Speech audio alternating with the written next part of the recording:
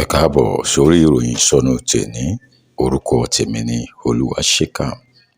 Ẹ dákun, 2023 tí ń bọ̀, àsìkò ìdìbò ń sún métílé.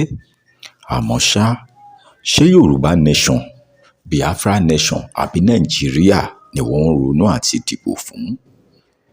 Tó bá ní tèmi, màá mọ orílẹ̀-èdè mìíràn, nítorí pé ṣègbé ayé tá ń gbé lórílẹ̀-èdè Nàìjíríà, ìgbé ayé ìnira iṣẹ́ àtúnfẹ́ continue ẹ̀ ní 2023 ni.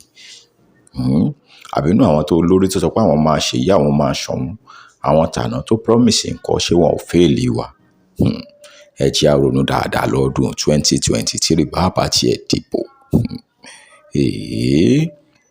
Orílẹ̀-èdè Nàìjíríà ní àwọn èèyàn lára.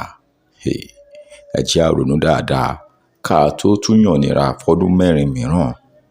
Ọlọ́run á wà pẹ̀lú wa o. Àmọ́